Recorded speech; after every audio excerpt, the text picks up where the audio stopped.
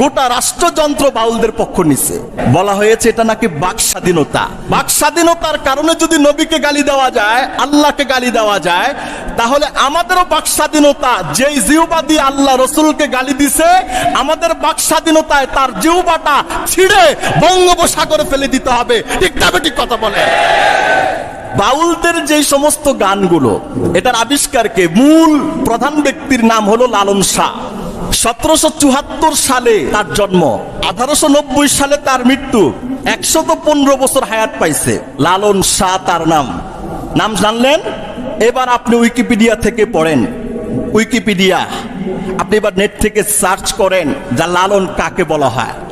একটা বিবর্তনবাদে বিশ্বাসী নতুন ধর্মের আবিষ্কারকের নাম হলো লালন শাহ।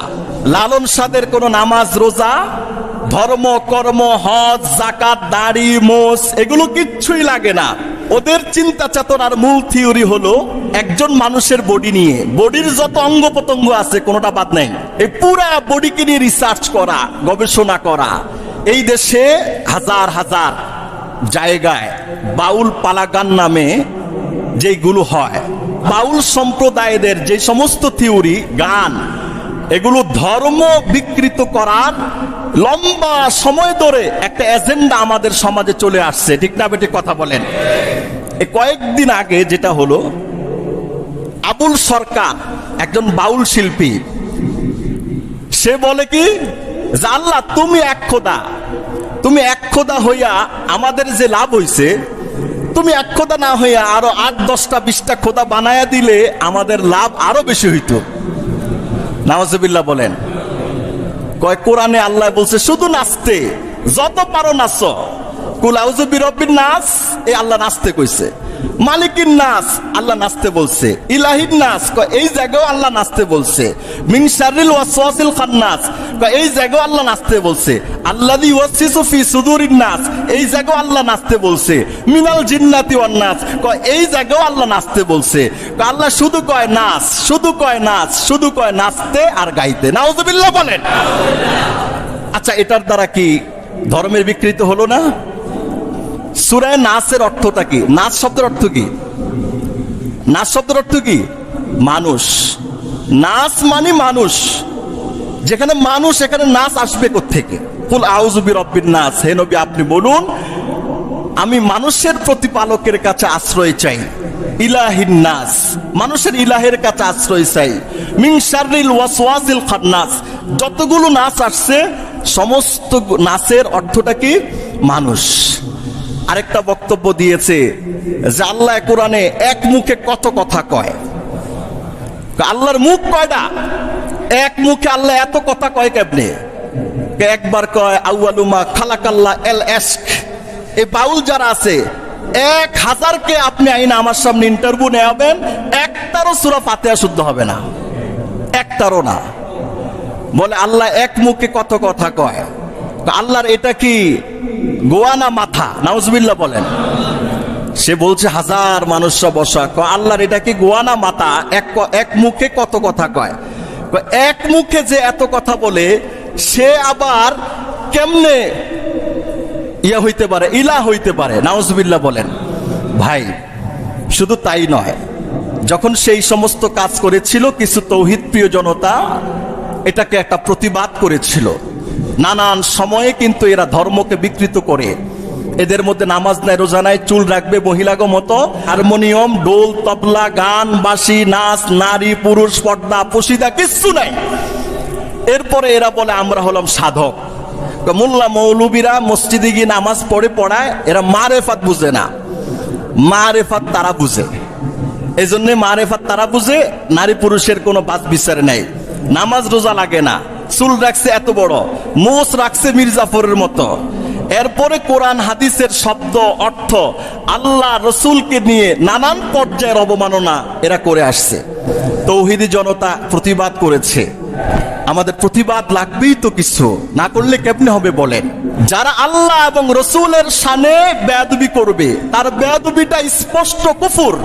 আর যে হাজার লাখ ও কোটি মুসলমানদের কলিজায় আঘাত দিয়ে এই ন্যাক্কারজনক কাজ করবে, তার একমাত্র মৃত্যুদণ্ড ছাড়া আর কোনো বিচার হতে পারে না। ঠিক তবে ঠিক কথা বলেন। কিন্তু এই সুযোগে বিভিন্ন রাম বাম নাস্তিক মোরতাদ সব গিয়া বাউলদের পক্ষ নিছে। বাউলদের পক্ষ নিয়ে বলে, এমনকি ইন্টারিম সরকারের পক্ষ থেকে বলা হয়েছে যারা বাংলাদেশের আদি সংস্কৃতিকে নষ্ট করতে চায়, বাউলদের উপর হামলা করছে, খুঁজে খুঁজে তাদেরকে গ্রেফতার করতে হবে এবং বাউলদের উপর হামলাকে ন্যাক্কারজনক, বাউলদেরকে সেফ রাখতে হবে। তোরা গান গাবি না জাহান্নামে যাবি, খ্রিস্টান হবি না নমরুদ হবি না ফেরাউন হবি, এটা আমাদের দেখার বিষয় না। কিন্তু ধর্মের নামে আল্লাহ এবং রসুলের শানে বেয়াদবি হবে, ধর্মকে বিকৃত করা হবে আর মুসলমানদের মধ্যে আঘাত দেওয়া হবে, এটা সহ্য করা যায় না। ঠিক না বেঠিক কথা বলে? আইন করে দিলে হয় না, একটা নিয়ম করে দিলে হয় না যে ইসলাম ধর্মের অবমাননাকারীর এই শাস্তি হবে, নবীর অবমাননাকারীর এই শাস্তি হবে, কোরআনের অবমাননাকারীর এই শাস্তি হবে। নিয়ম করে দেন, আইন করে দেন, সব ঠিকঠাক হয়ে যাবে। নিয়মও করবে না, আইনও করবে না, আবার কেউ প্রতিবাদ করলে উল্টা মজলুমকে ধরে জেলখানা নিয়ে যাওয়া হয়। আছে না নাই কথা বলে? এই জন্য আমাদের ওলামায়ে কেরামদের পক্ষ থেকে মেসেজ যে বাউল সম্প্রদায় সংশ্লিষ্ট এদের সাথে যারা আছে, এটা একটা নতুন ধর্মের আবিষ্কার। রবীন্দ্রনাথ ঠাকুর বলছেন কি জানেন? উইকিপিডিয়া আছে। রবীন্দ্রনাথ ঠাকুর বলছেন, এই তোমাদের বাংলাদেশে লালন ফকির নামে একজনের আত্মপ্রকাশ হয়েছে। ও হিন্দু বৌদ্ধ খ্রিস্টান মুসলমান এই সব ধর্ম মিলা নতুন একটা ধর্মের আবিষ্কার করছে।